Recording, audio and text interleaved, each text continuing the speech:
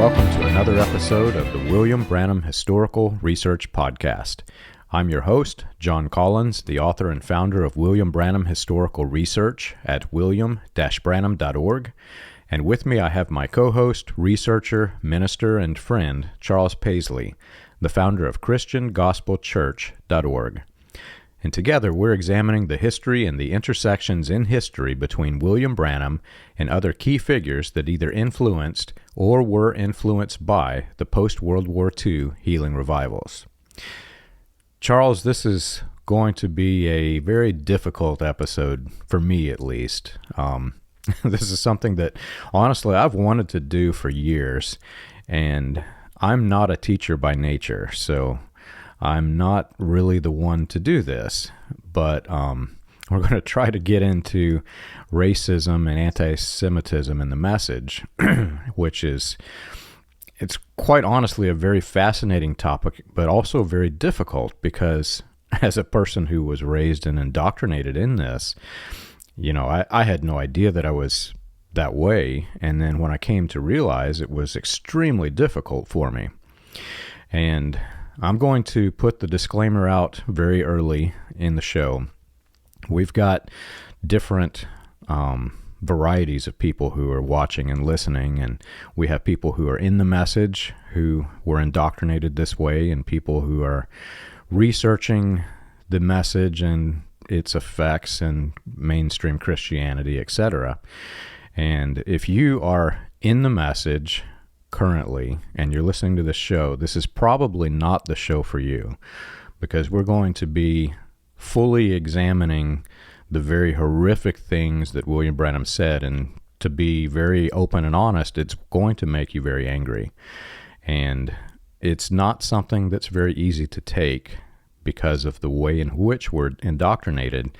You have to understand the bulk of the rest of the history surrounding what we're about to talk about today before this even makes sense. So I'm going to say, if you're in the message, this probably isn't the podcast for you. And, you know, in the comment feeds, etc., if you disagree, it's not this episode that's going to convince you. It's the historical information that comes after this in our podcast that really makes this makes people understand what this is. If you're not in the message, you'll hear the things we're going to say and you'll be like, oh my gosh, they taught the people this. And for that crowd, yeah, you're probably going to enjoy this, because most people who are outside of the cult looking in have no idea that this is actually still taught today in churches and in schools that are controlled by the cult. But Charles, I'll let you explain what it is we're going to talk through, and we'll get deeply into this subject that, honestly, for me, it's going to be very difficult to explain, and I'm very glad that I have you to help me explain it. Yeah, so in our last few episodes, we've been looking at the message's connections to Christian identity theology, to British Israelism, and honestly to white supremacy groups and views, and men, of course, like Gerald Winrod and Wesley Swift. And in this episode, we want to take a little time to look specifically at how some of their anti-Semitic views influenced William Branham and the message. And now, in general, John, I like you, I'd add a little disclaimer. I would not categorize the average message believer as being anti-Semitic, because, you know, a lot like the racial elements that we talked about, most people in the message are kind of oblivious to the history of the ideology. They have no idea where this stuff came from. They think William Branham got it in a divine inspiration from God, right?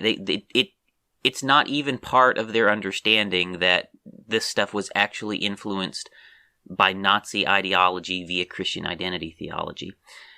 So it's in the message. It like you said, John, this will just blow people's heads if they listen to this. Yeah. So yeah, this is probably not the best place to start if you're in the message. First, you kind of need to wrap your mind around the people that William Branham was actually associating with to understand where he got this stuff from. So, you know, I think one of the first place we should start, really honestly, is the very obvious stuff. And one very obvious common thing that William Branham did very, very frequently throughout his sermons was William Branham made a lot of anti-Semitic slurs against Jewish people. I mean, it was very common in his sermons. Yes. And we could definitely share some quotes, but one really anti-Semitic thing he frequently said was he used the term hook-nosed Jew. That was a frequent term that William Branham employed when talking about Jewish people. He called them hook-nosed Jews. And another frequent anti-Semitic slur William Branham used was the word shyster. He frequently called Jewish people shysters, and you'll find that running throughout his sermons as well. You'll find that that's also a term that's generally viewed as anti-Semitic when used towards Jewish people. And the truth is, those are just a couple examples of the very frequent anti-Semitic terms that William Branham used. And I know, the 1950s and the 1960s were a different era, but, even back then, John, people acknowledged that saying things like that was not appropriate, right? Like, using words like that to describe Jewish people was not okay back then either, right? Like, it was definitely a feature of people with racist views towards Jews that use those terms. And so you have that. And then I think another very obvious thing when you look at William Branham's sermons is that you'll find that he perpetuated many different anti-Semitic stereotypes, especially the ones about money, right? William Branham frequently told his audiences that the Jewish people controlled the wealth of the world. And in fact, I know the preachers in my sect of the Message, I feel like in my sect, John, like we were dumb. We were very stupid about this stuff. We felt like I always felt like they were complimenting the Jews when they said they had all the money. Is that how you felt about it? Like whenever they would get up there and they talk about it, and they talk about the Jews controlling the world's wealth and controlling Wall Street, like, to me, I thought, oh, they're complimenting the Jews. But I don't think they was, John. I learned by sheer accident that this was a derogatory thing that William Branham was doing. Complete accident. I was... And I'll pause and say this again. If you are offended by these things that we're about to say as examples, this is not the show for you. I'm going to be very open, honest, and blunt about the things that are taught, said, and discussed in the message. But one of the common things that I heard growing up in several of the churches was that whenever you were trying to basically... I'm using the word con loosely, but con people out of their money. In other words, you get into some sort of a business transaction and you get the upper hand, and then somebody comes along and tries to swindle you out of money. One of the common things that was said, I've heard it from ministers, I've heard it from family, friends, etc., is, again, this is awful, Jew people out of money. And I learned this by sheer accident. I mean, I was raised from birth in this thing. I said these things, I heard these things. This was a very common thing. And when I got into the corporate environment, you cannot imagine the look of anger on the person's face who was a Jew who heard me say this. And I learned right then that, wait a minute, there are some things that we were taught that I can't say in front of other people. And it really, looking back, it really played tug of war with my mind, because here are these things that is very common to our culture that's offensive to other cultures. How am I supposed to win those people over to, back then it was win them over to Branham, when Branham is the one who's saying these things? And right. It's horrific. He used a lot of anti-Semitic language in his messages. And, like the thing about talking about, like William Branham said so many times that the Jews controlled the world's wealth. But, things like that, it not only is it not, it's anti-Semitic, it's not even true, right? And these are things you learn through time, John. Like, I'm the same thing. Over time, as you get older and you read and learn things, you realize, wait a minute, these things that he's saying these are just conspiracy theories. These are crazy conspiracy theories. And I looked before we recorded this episode just to see, and you can go out, there's a national wealth report that comes out every year. Some foundation puts it out, and it's got all the world's religions listed in it. And all the Jewish people in the entire world only control about 1% of the world's wealth. Like, the Jews do not control the world's wealth. Like, it's just a myth. But that's something that William Branham would tell, and that's actually one of the main stereotypes that anti-Semitic people use against Jews. Yeah. And it was a big part of Klan propaganda that spread. Yeah. You know, even today, I have been in discussion groups, etc., where people are talking about the Jews that are controlling Hollywood, the Jews that are controlling government. You know, it's very interesting because you have this group of hundreds of people with different varieties of race, culture, etc., who are also controlling. But if there's one single Jewish person on the forum or on the group that is controlling, it's the Jewish person that they single out, because it's not just William Branham. The movement that he was a part of influenced the culture in America, and that culture spread into a bazillion different conspiracy theories about Jewish people. It's really a sad thing that those kind of myths go on. You know, another big lie that was in the message that has its roots in anti-Semitism is also some of the things that the message believed around the Holocaust, actually. Yeah. You know, it's widely believed in the message. William Branham taught this himself. I'll read you some quotes. You know, he taught that God wanted the Jewish people out of Europe, out of North America. Basically, the Jews needed to be expelled from everywhere in the world and sent back to Israel. Like, that was a belief of William Branham. And he taught that basically the Jews did not want to leave America and did not want to leave Europe because they had got wealthy and comfortable in those countries, and that God sent the Holocaust and persecution and anti-Semitism in order to make those places uncomfortable so that the Jews would leave and move back to Israel. So that is a, you know, very clearly stated teaching of William Branham. And so, and it's widespread in the message. And I'm going to make you laugh a little bit here and embarrass myself in front of the audience. This was one of the homework items that you gave me, Charles, and while we were discussing privately, and it was so deeply indoctrinated into my head that it was a good thing for all of the Jewish people to be, you know, concentrated back into one area, and it was biblical times, and this was a deeply rooted doctrine for me, that even when we started talking through it, I was like, yeah, but it's biblical, Charles. It's in the Bible. I can find Pat. But then I read one article that was talking about the discrimination and anti-Semitism, and take Chinese people.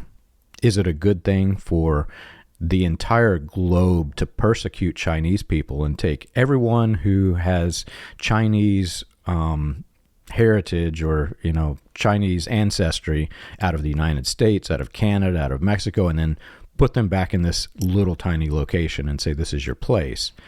It's awful, but that's how deeply this was, you know, embedded into my being.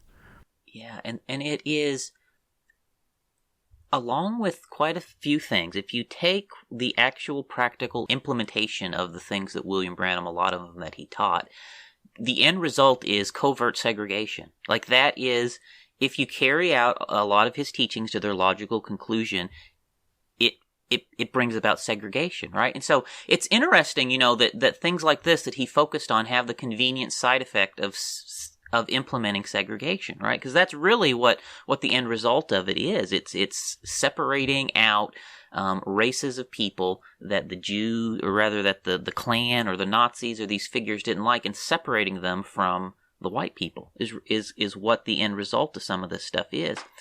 And, you know, but really that thing that he would tell about the Jews getting comfortable in Europe and wanting to stay there and wouldn't go back to Israel, that's also a myth. That is not true. The Jews were desperately trying to get out of Europe leading up to the Holocaust. You know, I've got this is the History of Zionism. This is actually a very good book. It's by a man named Walter LaCour. Wonderful book if someone wants to read the history of Zionism. The Jewish people were desperately trying to get out of Europe in the years leading up to World War II and the Holocaust, but nobody would take them. Yeah. Nobody would take them. They tried to go to Israel. They petitioned. They begged to go to Israel, and the government would not open up to permit them to immigrate to Israel, right? So it's just not true that the Jews were comfortable in Europe and happy to live there and did not want to get out before the Holocaust came. Like, that's not true. And you know, at the end of the day, you know, if Jewish people want to move to Israel, I think that's a wonderful thing, John. You know, I'm a huge supporter of the nation of Israel, and that's one thing that the message is. The message is huge supporters of the nation of Israel. And on that aspect, a lot of them will say, well, we can't possibly be anti-Semitic because we are huge supporters of the nation of Israel. But they don't realize all these other things in their ideology that did come out of these anti-Semitic views through Christian identity theology, which we're going to talk through some more. But, you know, if Jewish people want to voluntarily move, well, I think that's fine, right? But it's when you think it's okay or necessary, or even, let me just read what William Branham says about this. How about that? Okay. Let's read William Branham's quote. He says, this is from the sermon, The Third Exodus, from 1963. William Branham says, as it was in Germany and up into Russia and Italy, the people raised up Josephs and Hitlers, Stalin, Mussolini, who hated the Jews. They had to go back to their homeland. God, you always got ways of doing things that we don't understand, and you press them. No home in Germany, everything taken from them. Also in Italy, Russia, no place to go. And they were sent back to their homeland just to fulfill the word. Oh, the loving hand of God. How sometimes it looks cruel, the way the people suffer, but it's still the tender hand of Jehovah. You know, William Branham, you know, in context there, he's referring specifically to the anti-Semitism, to the Holocaust there, John. And in his terminology, he refers to that as the tender hand of Jehovah, right? So throughout the message, and this is almost universally believed, everywhere that I know, almost everyone that I know, that God sent the Holocaust to persecute the Jews, to make them go home. And it was all ordained of God, just like William Branham calls it there, the tender hand of Jehovah. Yeah, again, it was difficult for me to understand this. And I did come to the conclusion that the quote-unquote tender hand of Jehovah causing the Holocaust was a very, very racist thing long before we recorded this podcast. But, you know, in the Da Vinci Code, there's the guy that, you know, that beats himself and that persecutes himself. There is a strong presence of this type of Christian who will listen to William Branham's statements about the tender hand of Jehovah slaughtering millions and millions of men, women, and children. And they'll say, yes, this is the tender hand of Jehovah. But what it does, Charles, it paints a different picture of God. It's a very different God. It's not the Christian God. It's a God who slaughters the innocent. And that is the type of God that is presented in the message. And it's to the extent that when we left the Message Church and we began, you know, attending other churches, and I'm learning about grace, which is something that's almost never taught in the Message, at least in the churches that I attended. And I start to understand that, wait a minute, God's not this horrific deity that loves to slaughter millions of people. I started to understand that, wait a minute, the Bible is not even the same Bible that I'm reading when I left this cult. It paints such a different picture of God, but yet people who are indoctrinated in this thing believe in this deity that is, quite honestly, it's not much different than the gods of Baal that people were sacrificing their children to. So it was difficult for me to come to that realization, but that's how deeply rooted the anti-Semitism, the racism is in the message. Yeah, you know, the Holocaust was a horrific thing, and to suggest that, you know, God was behind the Holocaust and not the devil is just it's terrible. But you will nowhere. It's backwards, John. It's just backwards what the message honestly does with this. Another funny thing that I'll tell you is music is new to me, and there's the notion in music that if a song talks about a bad thing, it's a bad song. This is deeply rooted into our ideology. And there's this song called Sympathy for the Devil by the Rolling Stones, and because it had the word devil in it, it took me years before I'd listen to the song. And when I finally understood its meaning, I was like, wow, it's amazing.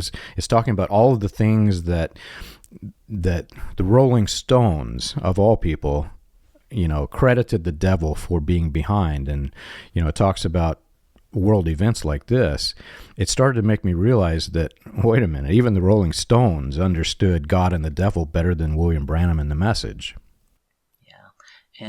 And another thing in my sect of the Message, again, William Branham taught this. I know other sects believed it too, but generally, the Message believes that the Jewish people, by and large, cannot be saved and become part of the church. That's a fairly widespread belief as well. And William Branham taught this. He taught specifically that God will not deal with Jews as individuals. That's something he very specifically taught, like Jews can't have personal relationships. You'll find him talking about that. God does not deal with Jews as individuals. And he would say God only would deal with the Jews as a nation, right? Like he'll only deal with if they go back to the land of Israel, and then God will deal with them as a whole and save them as a whole. And so he totally forbid any sort of evangelization towards Jewish people. And let me read a quote where he says that. William Branham, this is from the sermon Gabriel's Instructions to Daniel. He says, "So you see, God never did deal with the Jews. I want you to keep this in mind, as long as Israel. That's when I tried to tell this brother sitting over here that's talking about going to Israel, stay away from Israel. Stay away from it. All you people talking about converting the Jews." So he then goes on to say, "Before this message is over, you'll see, thus saith the Lord, by the word and the Spirit, Israel will be converted over the whole nation in one night. The Bible said so, but the gospel's not even to them. There's a few renegades that's out, and so forth, that come in and get saved outside of the main body. I believe that with all my heart, but remember, as long as Israel is out of their nation, they cannot be saved. As long as Israel is out of their nation, they cannot be saved." So, William Branham set up this scenario whereby the Jews could ultimately end up being saved, but only once they are completely out of America and out of Germany and out of all these countries and put back into the land of Israel. Then they could be saved. So, there's the Message my sect takes this literally, and there was zero evangelization towards Jewish people. Any sort of evangelization towards Jewish people was openly and harshly condemned.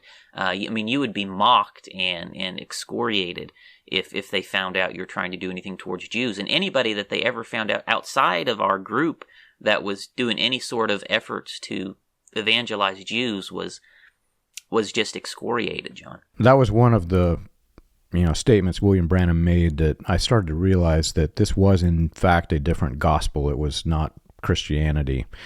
And another embarrassing thing for me, I'll mention, I went through classes after leaving the cult, and one of the classes was What is the Gospel? And it's honestly, Charles, I almost didn't attend it because they asked me if I wanted to join. I said, well, I already know the gospel. And I said, okay, what is it? And embarrassingly, I made a fool of myself. And so I took the class, and I understood, there was an old covenant, and the old covenant failed, so on and so forth. So God had to send his son to, die on the cross and then pay the penalty of the old covenant law and then enter us into a new covenant of grace. And, start to finish, I understood the Bible. And it was at that point I reread the Bible. I lost count, but I want to say it was at least 10 to 12 times. I reread it cover to cover to try to just wash all the stuff out of my head. And I started to realize that, a lot of these things were programmed into my head. I knew that William Branham said the gospel was not to the Jews. I believed it. I believed when he said that he was the one. And I started, like any good cult believer, you start to read scriptures from the Bible that are symbolism, like Revelation, and you start to plug the cult leader, the central figure, into those. So when it talked about the two witnesses going out, I thought, well, that must be William Branham. Who's the other one? And, there are other ministers I know who I've studied and heard them say that they believe they're one of the two witnesses. And so you start to plug yourself in this, but after hearing the gospel, understanding the gospel, there was a period of time in which people in the message would actually talk to me. It didn't last very long, but they did. And so I would ask them, what is the gospel? And you get a different answer from every single person. Many of them who claimed to be Christian, who were devout readers of the Bible, and they would say, gospel is the power. It's the, there were so many different answers that I got that were not in any way, shape, or form close to even resembling the gospel. And that's the point in which I realized that what William Branham did was actually anti-biblical. And this specifically for the Jews, he's in direct conflict with Romans 1:16, where Paul says, I'm not ashamed of the gospel because it's the power of God into bringing salvation, first to the Jew. So you've got William Branham, the gospel is not to the Jew, and you've got the Apostle Paul, it was first to the Jew. And remember, Charles, that alleged vision that he plagiarized from Clarence Larkin. He talks about seeing people in this underworld that's below heaven, and he says he sees all of his people, and he says, but I preach the same message that Paul preached. Well, here's Paul saying the gospel's to the Jew, and here's William Branham saying, I disagree with the Apostle Paul. I choose the anti-Semitism route of the gospel, and we're going to exclude the Jew from our gospel. Right. The Apostle Paul said the gospel is to the Jew first. William Branham says the gospel is not even to them. Right. I mean, you can't get more opposite, right? And so, and of course, some people in there will argue, well, you don't understand the context. Oh, I absolutely understand the context. I lived my whole life in this thing. So did you, John. I know exactly what William Branham is saying here. I mean, we're here in Jeffersonville. I've known all those different people that knew him. I mean, we know exactly what he was talking about here. William Branham did not want the Jews preached to. He did not want them converted. He did not want them in the church. He wanted them in the land of Israel. And then after that, he thought that he would go to Israel and convert them, in a day, more or less, is what he thought, which again did not work out. And of course, all that was revised after he died into something else because he's dead, right? Either you got the return ministry people, or you've got other people who converted it over into two witnesses going to them, right? I know message theology like the back of my hand, and I can take you through every different stream of it. So I just want our listeners to know we're not here in a. I know exactly what the message taught. All right, that's where I'm going at. And William Branham was totally for the separation of Jews from everybody else. We'll go on and get to really the end points of some of this stuff too. Charles, I get accused a lot. You've probably seen it in the comments about people who are in the message, and they say, well, you were never part of this. You never understood it.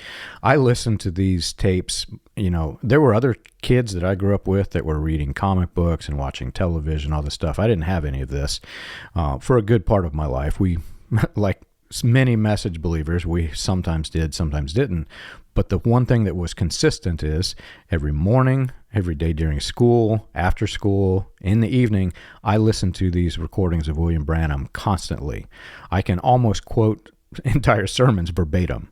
I know that these things were said. And the difficult part for me is because I unfortunately brainwashed myself by doing this, by listening to these.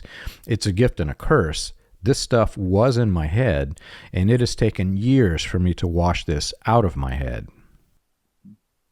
Yeah, the things I just said, for example, about, message like return ministry and things like that, if you're outside of the message, you have no idea what I just said, right? Because all of these things are loaded terms. But inside the message, I just said 20 sermons worth of stuff in 5 sentences. Because as soon as you say those phrases, the people in the message have all been indoctrinated. And when I say return ministry, there's a whole... that just sets off a whole bunch of stuff in these people's minds, right? So we can say... I try to not even use any of those phrases anymore, John. But anyways, I said that for the sake of our message people. We know what we're talking about. What's interesting is that, I'm still trying to digest this. So we're in the early stages of it, but we now have the overloaded language, the loaded language that Winrod used. I find it all sprinkled throughout William Branham's sermons, and I'm still trying to grasp the concept that when William Branham said communism, it was a loaded term for the people of white supremacy in this era that he was working with. And that term meant, it wasn't just that it meant Jewish people. It was like you mentioned return ministry. Say return ministry, if you're not in this cult and have never been, imagine it as though it's a book entitled Return Ministry, and cover to cover, somebody has read this book 1,000 times. And when you say return ministry, everything in that book comes into their head. Well, when William Branham says communism, every single thing that was indoctrinated by Roy Davis, Winrod, Upshaw, the list goes on and on, all of these men that are working with him, communism was specifically referring to the Jews. However, it was this entire theology of anti-Semitism that, came into their head when he said the word communism. Right. When you look at the message, some of the teachings you could chalk up to the historic anti-Semitism and historic Christianity, right? Anti-Semitism did not enter Christianity in the 1940s and 50s with William Branham. There has been anti-Semitic streams of Christianity for hundreds and hundreds of years. So, some of it you can chalk up to the historic anti-Semitism, but there's other things in William Branham's sermons that indicate he had specifically been influenced by the anti-Semitism of Nazism and Christian identity theology, right? So, Martin Luther, for example, who was anti-Semitic, did not believe Jews were communists, right? Yeah. That didn't exist back then. That is a creation of Nazi propaganda. It came into the message via Christian identity theology. And yeah, William Branham absolutely bought into the conspiracy that communism was a Jewish plot, a Jewish conspiracy. Let me read a quote to that effect. William Branham says this in his 1963 sermon, The Uniting Time and a Sign. He says, the Jew united themselves against Jesus as their Messiah. Therefore we see what happened. We see the same thing happening now, communism uniting to destroy the church, right?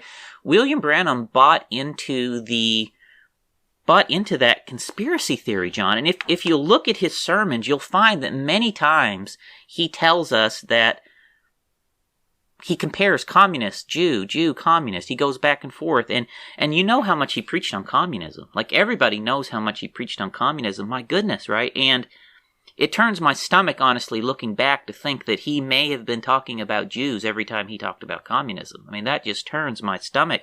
But it is very clear that quite a number of times when he was talking about communism, he was definitely inferring that it was a Jewish plot. And communism is a terrible thing. It sure is.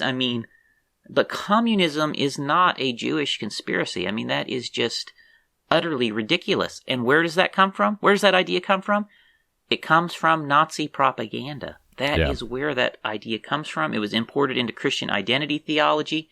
And that's the kind of thing that Gerald Winrod was preaching. That's the kind of thing Wesley Swift was preaching.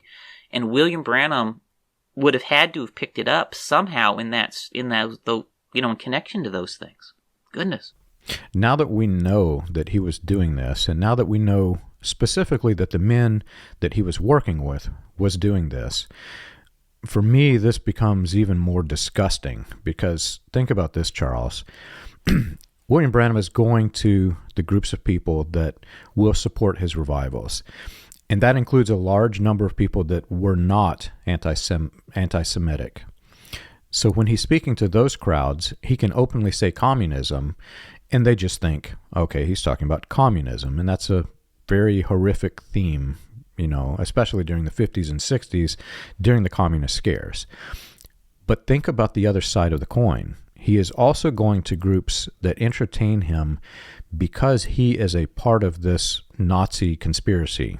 And we're going to continue to solidify that research, but he's part of this thing. All of the men that he's working with when he is in that same church that is, in the same ideology, when he says communism to them, it means an entirely different thing. And the part where it becomes problematic for me, Charles, there was a point in time in which mainstream Christianity fully knew that William Branham was racist. After he preached serpent seed, he even mentions 300 ministers rising up against him, and so they cut him off. He started to lose all of that support.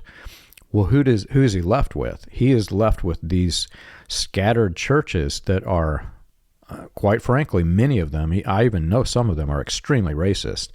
So when he's speaking the things that I hear from 1960, approximately 1960 to 1965, I went back and read those after we discovered this, and oh my gosh, he is fueling the fires that grew out of those very racist individuals and individuals and peoples, and it angers me, Charles. It is. When I went back, and there's still some more stuff here we're going to read through, but there is certain things, John, and when I was looking at these quotes, I said, I'm going to throw up. I've got to walk away. Because when you're in the message, somehow you are completely blind to this stuff.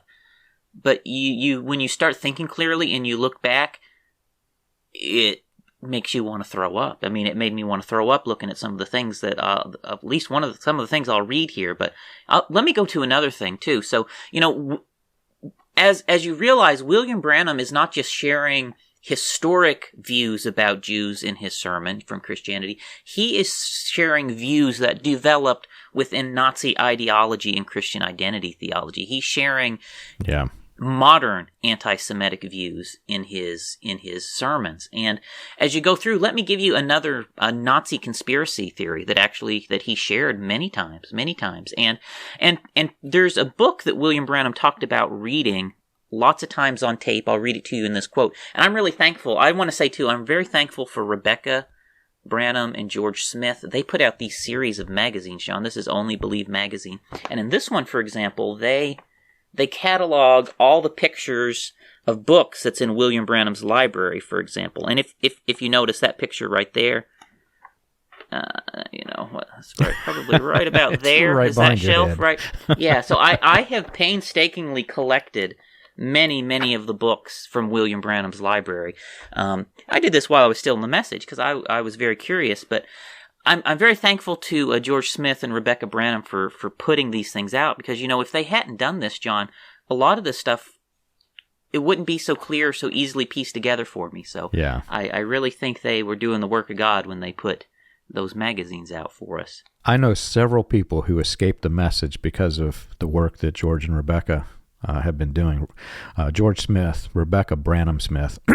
I also, right before I left the message, I discovered that William Branham was not under the cloud, the message cloud that you see hanging in the churches. And when I discovered this, I was like, you got to be kidding me.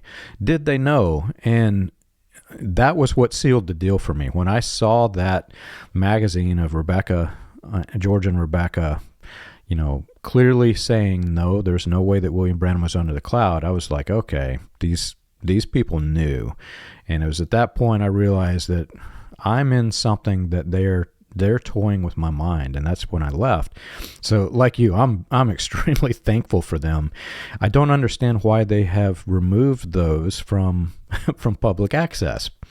Yeah. So Rebecca is passed away now, and I like I said, like you said, John, the stuff around the cloud and the seals, that is the thing that sealed the deal for me too. Like when I saw that, I'm like, oh my goodness, like there's no way to salvage this. Once you see that, if you know message theology, that is such a pivotal thing. I look forward to when we get to a full episode from that. It's probably going to be months from now, honestly.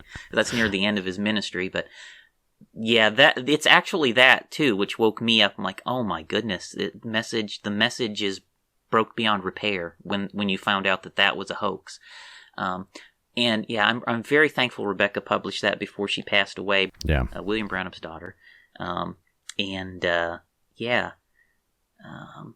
Otherwise, I don't think we would know pieces of this that we have. So, and she was very open. She was very open that William Branham had misled us on all that stuff. So I really appreciate that from her.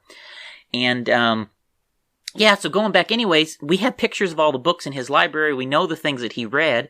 And, there is a Nazi conspiracy theory called the stab in the back. This is a Nazi theory about how the Germany lost World War I.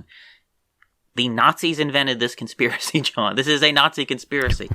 And William Branham shared it in his sermon dozens and dozens and dozens of times if you go look. Let me read, and here's one he tells us where he got it from.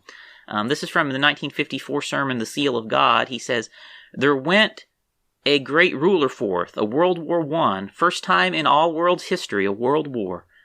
Where was he starting for? Right straight into Germany. What happened? Strange. No one knows till this day how it stopped, how the war stopped. Nobody knows."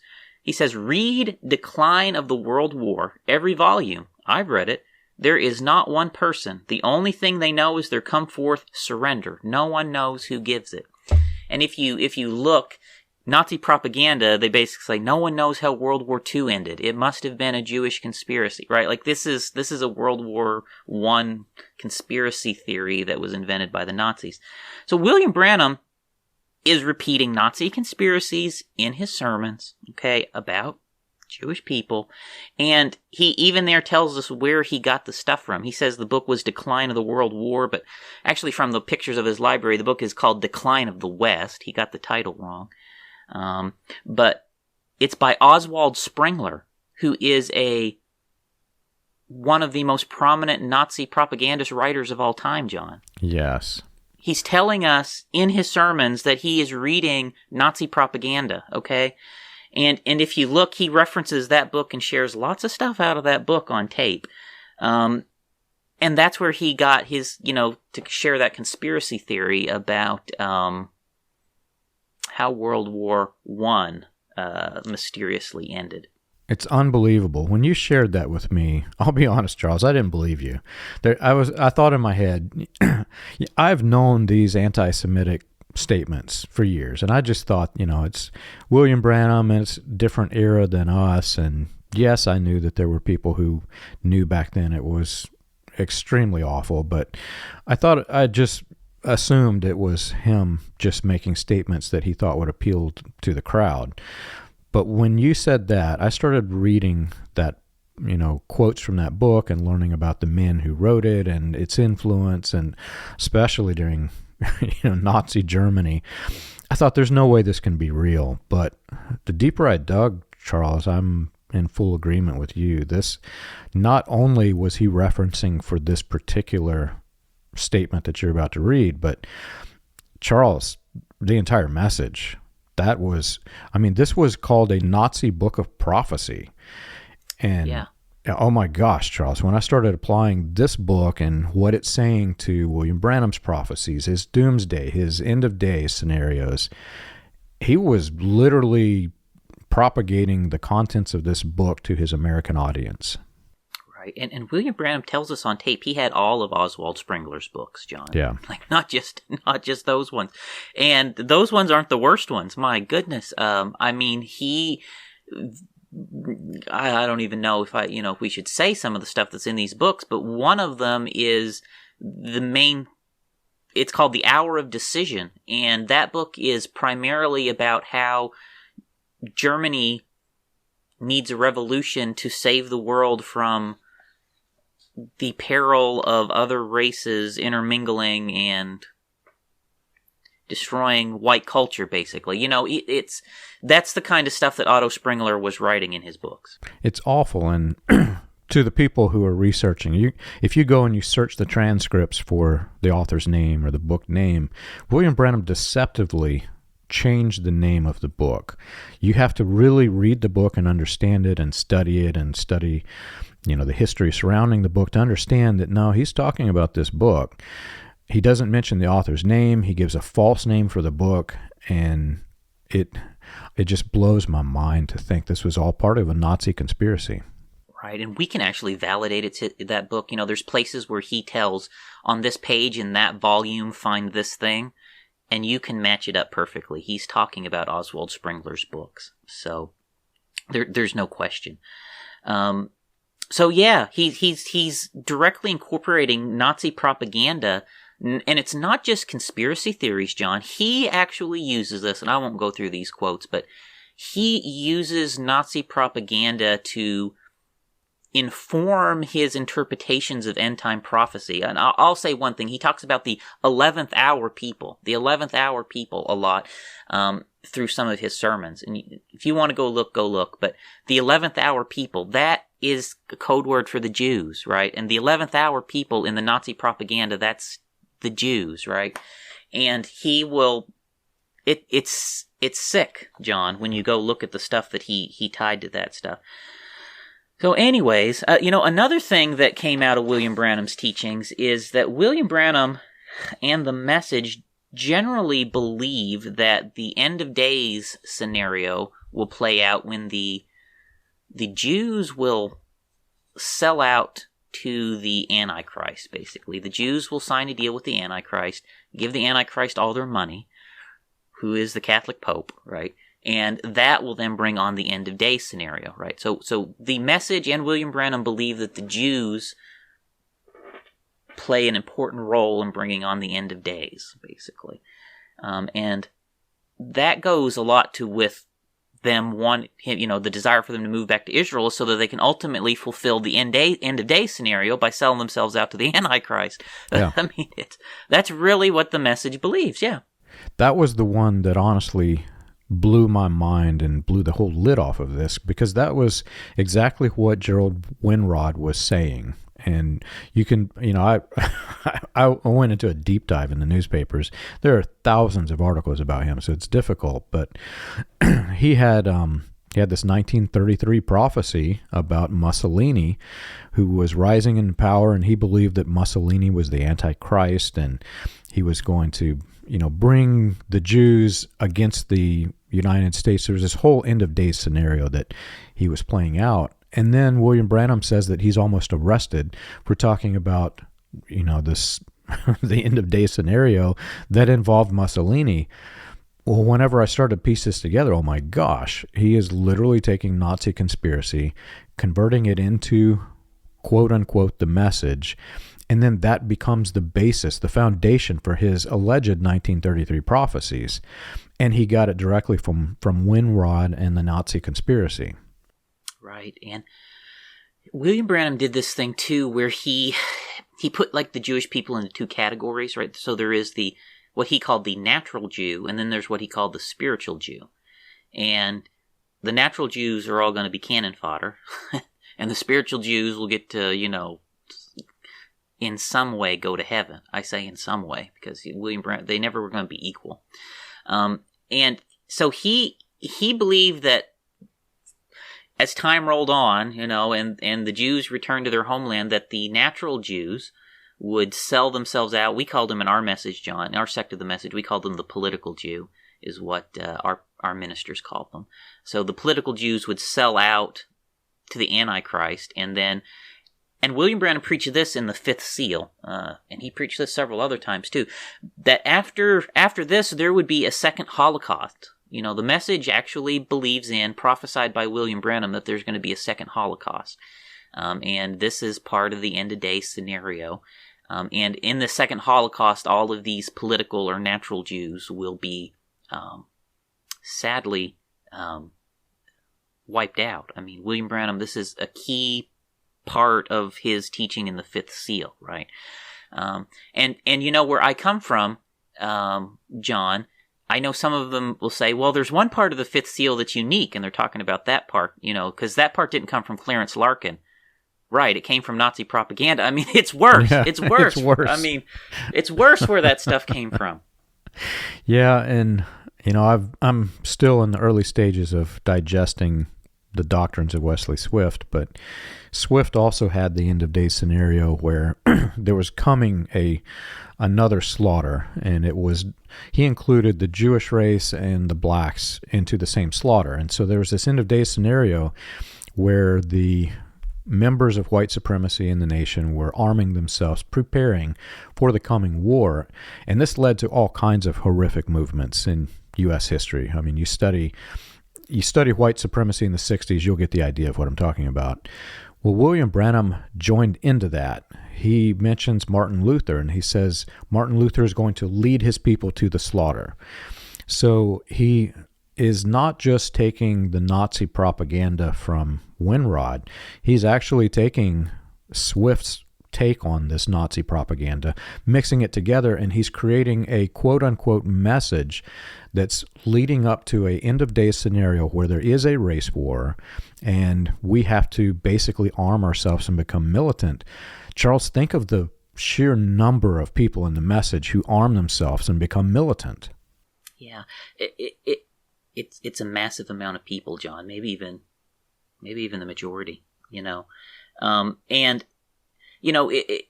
There is historic church teachings about this stuff, right? And William Branham takes historic teachings on this stuff, but he is mixing in these anti-Semitic Nazi ideas, just like Wesley Swift did, John. And, I'm convinced, honestly, that that's where this stuff came from, is through William Branham's, having access to the materials from Wesley Swift. I really believe that's where this stuff comes from. Let me read a couple quotes about this, how William Branham believes the Jews will empower the Antichrist. So he says, and he makes a covenant with the Jews. This is from the First Seal. The First Seal, this is like one of William Branham's, in the Message, this is one of the most important sermons William Branham ever preached. In my sect, certainly. This is maybe in his... the most important. Yes. Yeah, he says, and he makes his covenant with the Jews. In the midst of this, 3.5 years, he breaks his covenant. He's talking about the Antichrist. And as soon as he gets things wrapped up and gets the money from the Jews tied up, right?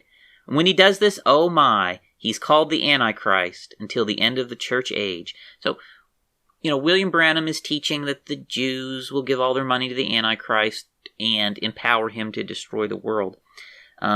He says here again in 1963, another sermon, "O Lord, just once more," he says, "and what will it do?" Speaking about the Jewish people, he says, "It'll sell its birthright straight into Catholicism. Then what are you going to do? That's the gold of the world, them and the Jews. And that's the covenant he made with Israel." So, again, William Branham is just saying that the Jews are going to team up with the Pope and bring on the end of days scenario, right? Which is Christian identity theology. That is Wesley Swift's Christian identity theology. That is not part of historic Christianity. There is no stream of theology besides Christian identity theology which taught that, John. That is out of Christian identity theology, which is a merger of British Israelism and Nazism. That's where that came from, and it all predates William Branham by a few decades. That's where he got that stuff, and it's ridiculous. The Catholics and the Jews do not control the world's gold. They're not it's just William Branham is saying stuff there that it cannot possibly be correct, right? This is just nonsense conspiracy theories. Yeah, and in the Message, they take there was apparently a doctrine that was to be introduced to the people, and then there was a doctrine surrounding this that William Branham basically constrained only to the elites. My grandfather was part of this, and after William Branham died, little nuggets of they called them nuggets, little nuggets of this information would go out into sermons. Just they would not tell you the whole thing. They would just give you bits and pieces, and they'd call it a nugget, and people were with itching ears, eager to hear these little nuggets, they called them. And one of them was that the United States actually had no money. The Jews controlled all the money, and Rome is the one who housed all the money. And my grandfather even mentioned this whenever he was preaching in the tabernacle. He would say that you can go down to Fort Knox, and Fort Knox is empty. What you see on the news when they show these bars of gold, it's all a facade, it's fake. There's absolutely no money in Fort Knox. And then he would tie it to the Nazi conspiracies. And then after the service, the people who were, again, in the inner circle, they would talk about how they witnessed some train hijacking or whatever, and there was supposed to be some gold bars on it, and they were stolen, and further fueling the communist, the Roman, the Jewish conspiracies, right? Well, this thing was privately talked about.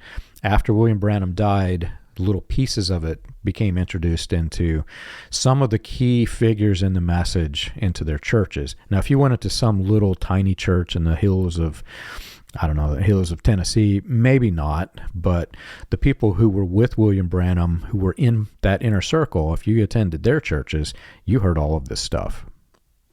And this stuff is nuts. And the people who believe this, you're a nut. I hate to say it, you're a nut if you believe this stuff.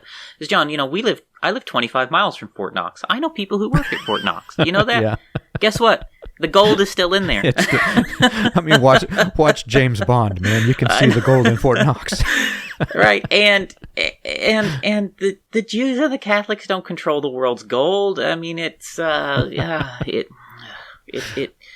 I believe Communist China controls the majority of the gold. So you got to throw some communists in here instead of talking about you. You know what I mean? Yeah. They have the largest percentage of world gold, as far I believe, at the present day anyway. So I could be mistaken. It's been a little while since I've looked into that stuff. I actually took a deep dive in that because the specific statements made by the Inner Circle was that all the gold was in the Catholic Church. And then when you tie communism to it, you're tying the Jews to the Catholic Church. And so the Jews were part of this. I did a deep study on just Rome and the Catholic Church, and there was a period of time in which they suffered financially. So there's no way that all the gold is in the Catholic Church.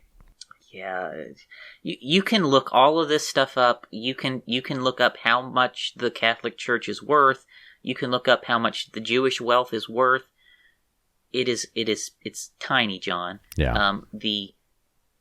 It's nothing compared to the wealth of the world. It's very, very small in global terms.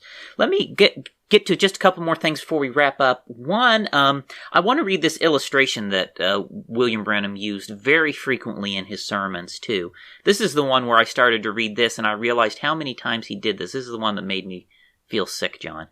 William Branham used this illustration I'm about to read dozens of times. He had this sermon that he preached, and through his campaigns he tended to preach the same sermons over and over and over and over again. He'd change the title or adjust them a little bit, but this one he preached dozens of times, and it's basically it goes up to the point that, you know, Jesus knocks on the door of your heart and you need to let him in. And that's where the sermon that's one of the key parts of the sermon, and the sermon title is usually something about the door, opening a door or knocking at a door. Well, in this lead up to Jesus coming and knocking on your door, let me read what William Branham would do. He would say, "What a privilege it would have been for a peasant in the days of Adolf Hitler in Germany, the Führer of Germany, if he would have went down to a poor man's house and would have knocked at the door, and the man went to the door and raised up the curtain and looked, and the Führer of Germany, the great Hitler, stood at his door, the ruler, the dictator of Germany. He would say, 'Well, I'm not worthy that such a man like that would knock at my door. Do you mean Hitler wants to speak to me, a peasant?' Why, he would throw open the door and fall on his face and say, 'Hitler, enter my home. Sure, anything that's here is yours, great Führer of Germany.' Certainly he would have been happy to have done it. Not only that, but he would have been honored to have done it, to think that Hitler would have come to his door." That's from the 1957 sermon, "I Stand at the Door and Knock." So that's very disturbing to read, John. Isn't that disturbing? It's awful, Charles. I'm holding back such a rant. It just angers me. What's even more disturbing, John, and I'll let you rant, is that, and I'm not going to go on to read this, he then goes on to say, just like you've let Hitler in, you need to let Jesus into your heart. He starts off letting in Hitler, and then he transitions to letting in Jesus. I mean, what kind of a sick, disturbing thing is that? I just still can't believe it, Charles. This was deeply rooted in my program. I remember going into houses of message believers and seeing, you've seen it too, the photo of Jesus standing at the door and knocking, and "Behold, I stand at the door and knock." This was sermon themes, coast to coast. And you know how it is in the message. Whenever they preach about a Bible topic, they don't preach about the Bible topic. They preach about what the quote-unquote prophet said about the Bible topic. So every single one of these sermons in every single one of these churches that I attended from coast to coast, when they had their Behold, I Stand at the Door and Knock sermon, it was about what William Branham said about this. And then to learn that he is actually comparing Hitler, the most vile, the most horrific villain in world history, Charles. He's comparing that man to Jesus Christ in that sermon. I am so angry. I'm holding back, but I can't believe that this was part of my indoctrination. I can't believe that my parents let me sit in this. I can't believe that even still today, there are children being manipulated to believe that Hitler was equated to Jesus Christ standing at the door and knocking. There are schools that teach this, Charles. There's a school here locally where these message kids are being programmed to believe these things that William Branham said, where they give them these tapes and they make them, get out to by themselves and listen to these things. And I have to stop the rant, but to think that we were manipulated to equate Jesus Christ with Hitler angers me to no end. It disturbs me, John. Like when I looked at that and I realized, like, he didn't just do it once. He did that dozens of times in those sermons. I mean, it's unbelievable. It is unbelievable. I mean, yeah, your rant said it all. I think we can understand why William Branham's sermons appealed to Nazis, because he was saying nice things about Hitler in them. Yeah. William Branham said nice things about Hitler in his sermons, John. Sadly, a lot. What is wrong? How in the world? I like when you're in the. I did not know until I looked at this the other day. I did not grasp that was there. So one last thing here, John. One last thing I want to point out before we wrap up this episode is what's the end state of all this? Like what does the message believe the ultimate destiny of the Jewish people are? Let me read again. Let's look at what William Branham taught on this. This is from the sermon, The 10 Virgins and the 144,000 Jews. This is the sermon. William Branham says in here, I'll just read one little section. This is not out of context. He says, the Gentile is not a servant, it's a bride, it's a son.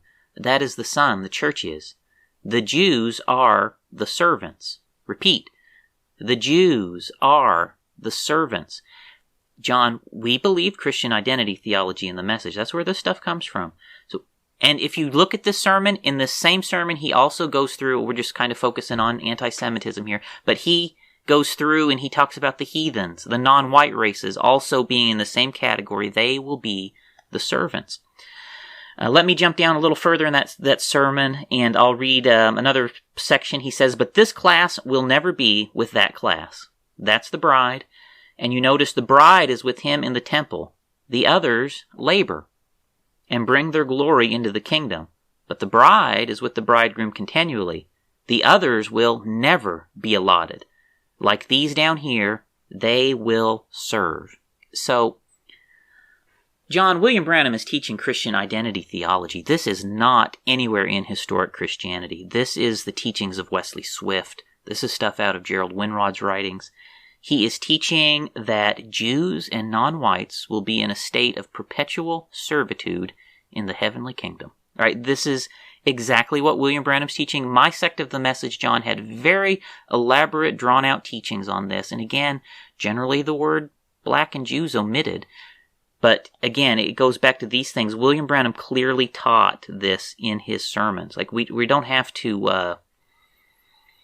It takes zero reading into this to what William Branham is saying. He is clearly saying that these people are going to be servants to the bride of Christ, to the message believers for forever. Yeah, there's a large number of people who are in the message and its splinter groups that aren't aware that the servant theology was a thing, but anybody who was in William Branham's inner circle, they had the servant theology deeply rooted into not just their racist ideologies, but in their threats. My grandfather is no exception to this rule. There are many people who know my grandfather who believe him to be the most humble, genuinely loving man, and he was a very good man if you were on his good side. There are a large number of people, well, a smaller number of people who have escaped the cult, and they escaped because they saw the other side. For example, there are women who were physically abused in the message.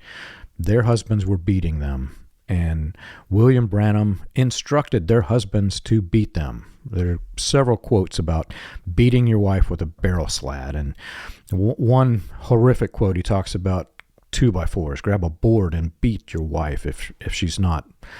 It angers me too, but there are women who approached my grandfather who were being physically abused, and this was part of the theology. If you leave your husband, you've divorced him, and you're the one who's sinning, and if you marry another, you're doomed to hell.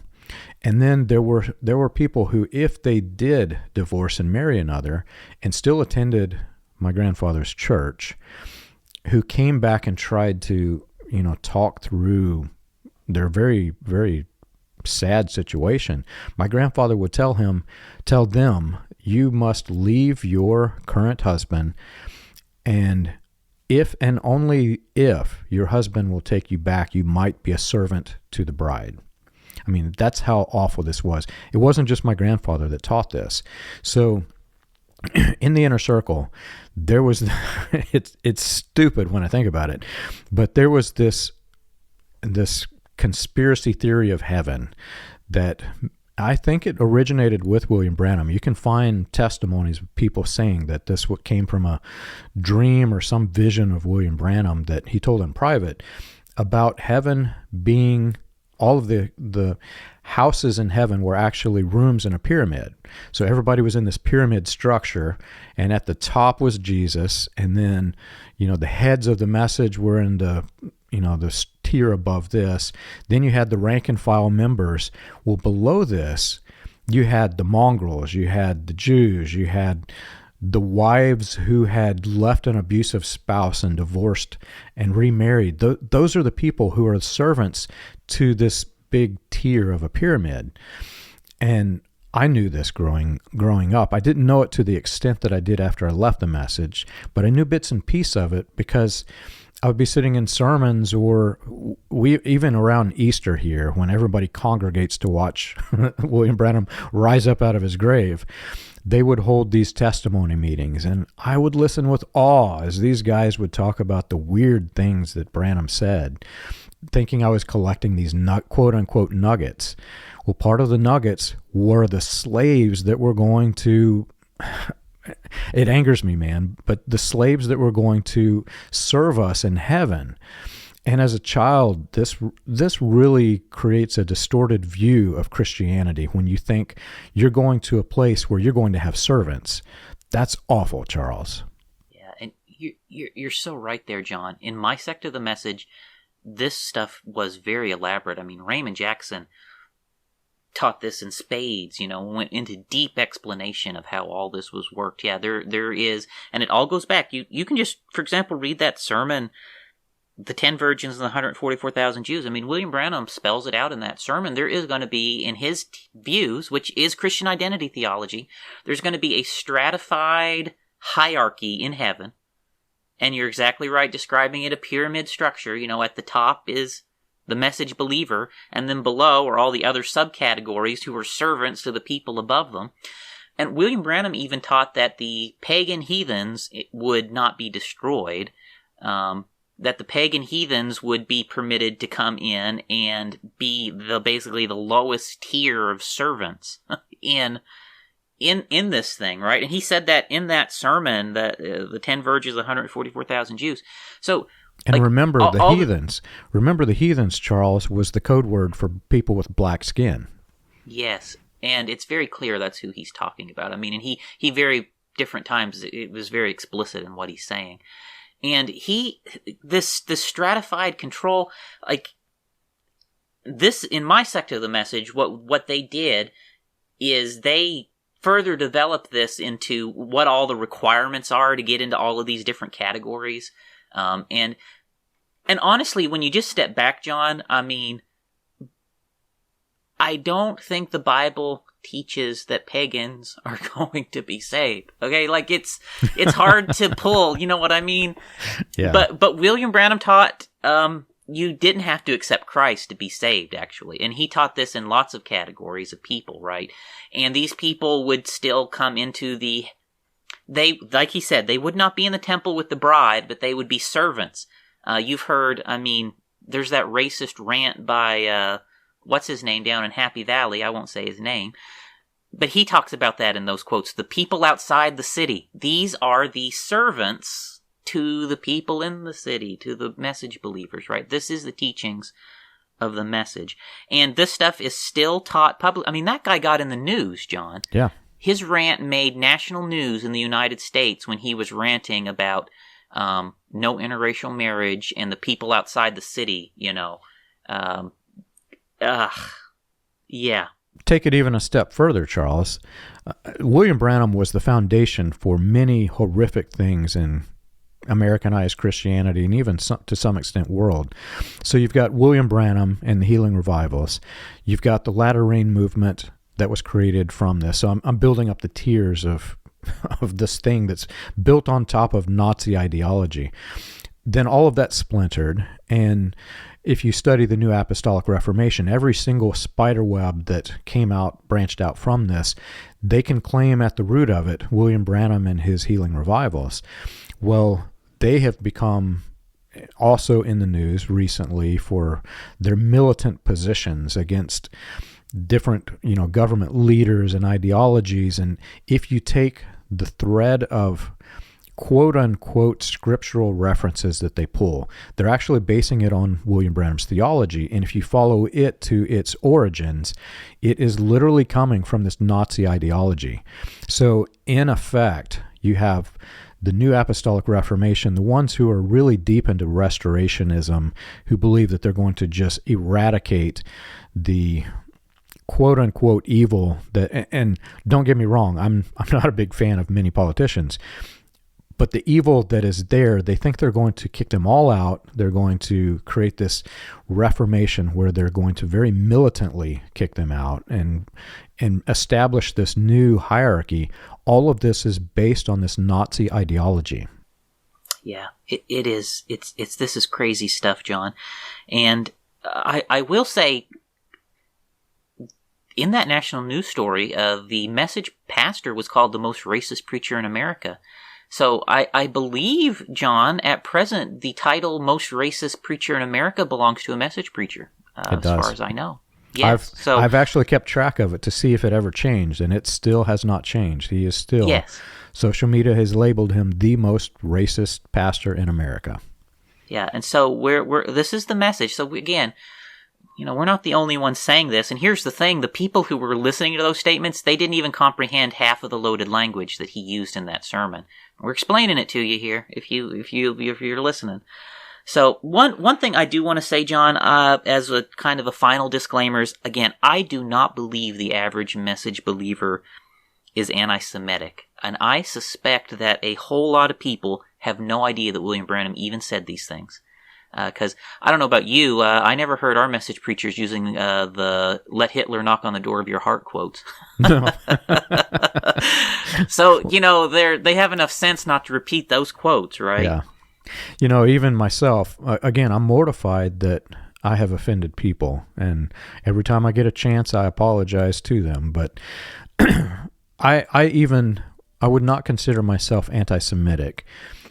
What I will say is I was indoctrinated to say things that were anti-Semitic. So there are things that I would say, not just anti-Semitism, but racism. There are things that I would say if I were around a certain crowd that excluded the target audience of my horrific things. There are things that I said that were commonly said in the message. It wasn't just that my family was unique and we said these things and we had this racist family that I was raised in. This came from the message. This came from William Branham himself. I personally had never heard my parents say many of the things that I said that were horrific. I heard them because I was constantly listening to these sermons of William Branham, constantly. So I indoctrinated myself to be this way, but I was not anti-Semitic. I was just programmed to say things that were anti-Semitic, if that makes any sense. Right. In the message, we love Israel. Israel gets unconditional support from people in the message, and anything Israel wants to do, especially as it relates to fulfilling the end-time prophecies, Israel gets unconditional support from message believers. So on one side, the message is incredibly pro-Israel and in some incredibly pro-Jew, but there are these things that have crept into message end-time teachings that actually have their roots in Nazi propaganda, which was imported to the message via Christian identity theology. And really, there just is no question when you step back. William Branham was using anti-Semitic slurs. He was promoting anti-Semitic stereotypes. He was promoting anti-Semitic conspiracy theories. And he was baking those things into his end-of-days teachings, right? And whether people realize it or not in the message, those things have colored the way the message looks at Jewish people. And so I think that's the note I'll end on, John. Yeah. I don't know that I have a good note to end on because I'm still processing this. I'm still a little bit angry that I'm angry as a father that my children were raised in this. I'm very fortunate that 2 of my kids are young enough that when we left that they don't remember it, but I have one who remembers this, and his words, Charles, were, I'm so glad that how did he say it? I'm so glad that we left this guy screaming like Hitler. And I mean, think about it. William Branham, the structure of his sermons even matched the structure of Hitler's speeches. He would start out very calm, reserved, and then just a barrage of screaming, a barrage of hate. It wasn't a message that was uplifting. They were sermons that were specifically targeting people, individuals, ideologies, anybody basically who disagreed with him. He would scream at them. And we thought this was quote unquote love. And I mean, for me to wrap this up and without exploding into another rant, all I can say is after reading the Bible as many times as I have, you start to read personalities. When you start to read different individuals who are writing the books, you can kind of see this person writes differently than this person. There's a very human element to this. And these aren't people that would do what William Branham is doing. These are not people that would just berate people with hate. And that's what William Branham did. If you wore, clothes that weren't the Pentecostal style clothes, he's screaming at those people. Charles, there's not a single person who will take an insult, who is being berated by another person, and then suddenly decide, oh, I love this person and I want to do what he says. There's not a single person that does this. Not one. This is a manipulation tool to corral the people who are under your control. This is not to entice the people outside of your control to come into your control. It is literally walls around a people so you can contain them and keep them acting in the way in which you want. This is not a message of Jesus Christ in any way, shape, or form. I guess that's how I'll end this rant. Yeah, William Branham has mixed these really evil ideas into Christianity, and it is not healthy to have a belief that you are racially superior to others and that others will be your servants forever and all this stuff. I mean, this is ladies and gentlemen, please do not let Hitler into your hearts. And if Hitler knocks on your door, and you have an opportunity to off him, you would have been doing the world a great favor. Yeah, so there you go. Yeah. If you've enjoyed our show and you want more information, you can check us out on the web. You can find us at william-branham.org and christiangospelchurch.org. For an overview of the historical research of William Branham and the Healing Revivals, read Preacher Behind the White Hoods, a critical examination of William Branham and his message, available on Amazon, Kindle, and Audible. Join us again next week. We've got a great episode coming.